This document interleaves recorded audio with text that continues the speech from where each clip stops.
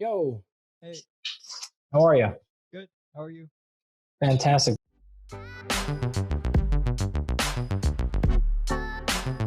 Hello, everybody, and welcome to the 714 podcast. I have a very special guest today, Dr. Andy Galpin.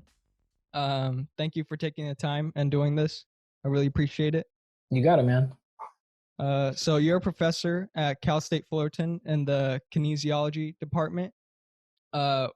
What areas do you specifically do your research on? Yeah, we study, so I actually work in the Center for Sport Performance. So within that, we do anything that enhances our knowledge of sport performance. So that could be in biomechanics, exercise physiology, sport nutrition, muscle physiology, tactical, a whole bunch of different things. So I specialize in muscle physiology and strength conditioning and performance nutrition. Okay. What made you get into kinesiology in the first place? Probably a similar reason why most scientists and professors did is because I was a mediocre athlete. Mm-hmm.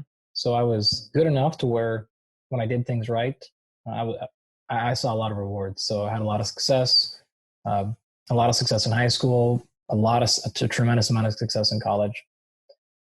But I wasn't so elite that it didn't matter, that I didn't have to pay attention to nutrition and training. So I was kind of in that sweet spot of just really wanting to be a better athlete first and foremost, and then realizing if I could make a pretty good living and have someone's going to give me a retirement package to hang out with athletes and talk about training all days, and how the hell do you beat that? So that's really why. Yeah. And I saw your podcast on it, and you told them that you had to build the career that you have now. Can you explain what that journey was like for you? Yeah, sure. I get this question a lot with kind of the parents, and they say, okay, what kind of a job can my kid get if they get a degree in kinesiology? So I'll take the question from that angle. And we could go back to the journey more specifically if you want. But my answer to it is basically this. You can get whatever job you like. We're just not really in the age anymore of, okay, you go to school, you get this degree, you get this specific job, and then you stay in that job for 45 years. It doesn't really happen anymore. It's really a skill set that you're trying to build, and then you can use that skill set to do whatever you'd like. So for me personally, I knew athletics and human physiology, etc., was important to me, but I knew that I did not want to be a full-time scientist. I like interacting with people, and I just don't like doing that much science because I like teaching. I also knew I didn't want to be a full-time teacher because I like science as well. I have worked with a lot of professional athletes in the past, and I have now, and I didn't want to be a full-time practitioner. And so I basically said, okay, I like doing a little bit of all three of these things, but too much of any one of them actually takes away my energy. So I want to create a job in which I can do a little bit of all three, and then someone's going to tell me I'm doing fantastic at that job. That job didn't exist, so I had to effectively what I call create it. And so that's what I meant in that podcast, is saying I had to make the job that I wanted. And I think that is much easier now than it has ever been, and will continue to get easier. Yeah, because through social media and just the internet, basically, it allows more people to connect with each other. Yeah, that's part of it. That's also part of, we just don't have standard models we're not factory workers anymore. Mm-hmm. And so even if you look at my job at the university, they're very encouraging of saying, do different things, come up with different ideas. Don't just sit in your office, have specific office hours, only teach out of the book, only study and do research on the things that the National Institute of Health is telling you. It's quite the opposite, especially at Fullerton. They're very encouraging of saying, like, do different things, bring in revenue different ways, connect with the community in different ways, do things that benefit the profession in different ways. And they really do a good job of promoting that, where, in the past, they have, not necessarily Fullerton, but academia has not only discouraged that, but they've actively said, like, this is a bad thing. And so it's really flipped that way. Yeah. And like you said, you're a professor at Cal State Fullerton. How's it like teaching now that everybody has to stay at home? Yeah, it's not fun. I've used a different model for years anyways. That's pretty close to what we call a flipped classroom model. So a lot of my lectures, et cetera, are already online. and they're open on YouTube to the public. So what we traditionally do is the lectures are kind of your homework, and then when you come to class, we would do activities. Mm-hmm. So on one hand, it's not been that much of a transition to me because the lectures are already been pre-recorded. I'm pretty good with the media part of stuff, and so that part hasn't changed. But really, the pay for my classes when we come to class and do the fun activities, and that part of it, of course, is completely impossible. So, and like I said earlier, man, a big chunk of what I do for a living is because I want to hang out with the kids, and so that's no fun, and it's just not the same energy teaching on Zoom, not even close. But it is what it is. Yeah, I know you're a big ambassador for better nutrition. What foods do you think that people should incorporate into their diet more? It's traditionally what we would call what I would call the third grade diet. Mm-hmm. So if you ask a third grader, like, what kind of food should you eat? It's probably the exact same answer. You need to eat real whole foods when possible. I know the store and food is a cluster right now, so do your best to get real whole foods. So the amounts, the types, the specific ones, that's mostly nonsense at this point. If you're getting real whole vegetables and you're getting fruits and you're getting nuts and you're getting seeds and you're getting whole real chunks of protein sources and good quality fats, just eat real food. Shop the perimeter, if you will, right? If you're getting most of your meals out of boxes and packages, etc., it's going to be a little bit lower quality typically. So spend as much time as you can getting meat if you're a meat eater, getting yogurts, getting the real foods. That's really all it comes down to. The rest of the things people say is generally not scientifically founded, if not completely wrong. So just eat real whole foods, like a third grader would probably tell you. Yeah, and like you said, people have started incorporating like delivery, like HelloFresh, and people have been getting delivered foods. Do you think that it's healthy, or should they stop using that? Well, it just comes down to the foods that you're selecting. So I work with several meal prep companies, and they can be fantastic. They use real whole fresh zucchini and then fresh ingredients and fresh, etc. And they just make the meal for you and they deliver it fresh. They make it a couple of days before, and it's cared for and stored well, and it's real avocados. And that can be perfectly healthy if you're using the meal delivery services to get Domino's delivered to you. What do you expect? Yeah. So there's lots of meal prep. I would actually say this in Orange County specifically, since I'm sure this is where most of your listeners are. There's a whole lot of meal prep services that use really high quality ingredients, and they tailor it if you're keto, if you're vegetarian, if you want all organic, and they're using whole foods. You can see the macros, so how much protein, how many calories, or other things, and they're somewhat reasonably priced depending on the ones, and they'll deliver it to you twice a week, so they're pretty fresh. It's a good time to do something like that if you can afford it. Yeah. I also wanted to ask you what your thoughts are on sugar. Like, is sugar the same as every other food as long as you eat it in moderation? It's good for you? Yeah, I mean, it depends on what you mean by sugar. Just like, a lot of store-bought goods that are packaged have a lot of sugar in them. So you're referring to exogenously added sugar? Yeah. Okay, because people get really confused when you say sugar. They confuse that with carbohydrates in general, which those are not the same thing. And they confuse that with things like, oh, there's a lot of sugar in fruit, therefore we're going to eat fruit. So the way I can tell you is this: just eat foods in their natural state. If you're doing what I said a few minutes ago, which is eating the real whole foods, you don't have to worry about this problem, right? So unless you're taking a straw, cutting a hole in the watermelon and dumping sugar in there, the sugars that are in fruits and vegetables and the sugars that are in potatoes, those are not a problem at all. Even the added sugars are really not that much of a problem for people that are very physically active. Now, the vast majority of people are not. So in those particular cases, you don't need to be getting a bag of sugar and adding it to your food. Yeah. If you do that in moderation, it's probably fine, as long as you are trying to stay somewhat physically active in your house. But if not, it's an easy thing to cut out if you're just eating whole real foods. So do not avoid carbohydrates. Don't avoid real whole foods that quote unquote have sugar in them. That's totally fine. But you don't need to probably be going out of your way to be buying bags of sugar and adding it to your tea or adding it to your oatmeal to make the oatmeal, taste better, having brown sugar. Those things are just not needed. Unless it's just like a little sprinkling here and there, then it's probably just fine. Okay. But there's no specific mechanism. It's not poison. It's not, it's not, it's not that bad for you. Okay.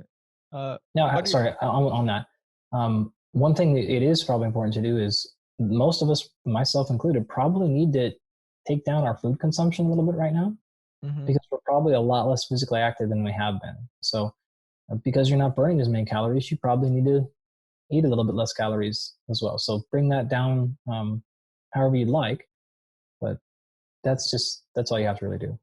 Yeah, most people are inactive right now, not because all the gyms are closed and everything. So yeah, and you can't even go outside. You can't go to etc. and be whatever to be around. So it's tough to exercise, and it's tough to also just be physically active. Yeah. What are your thoughts on supplements? Should people take supplements, or do whole foods basically cover everything you need in a diet? Well, the answer to those questions is always going to be it depends.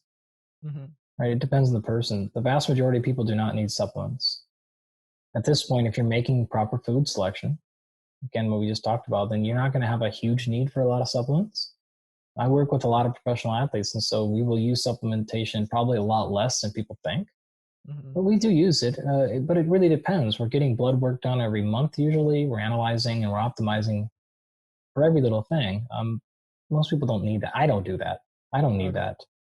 So if you're getting proper food selection, you can. If you've had some extensive testing done and you realize and you have a specific deficiency somewhere and you want to take a supplement to fix that, fine. Yeah. But the answer should come from real whole food first. So my rule of thumb, the quick one with supplementation is if you can't fix it with diet or lifestyle, then you can go to supplementation.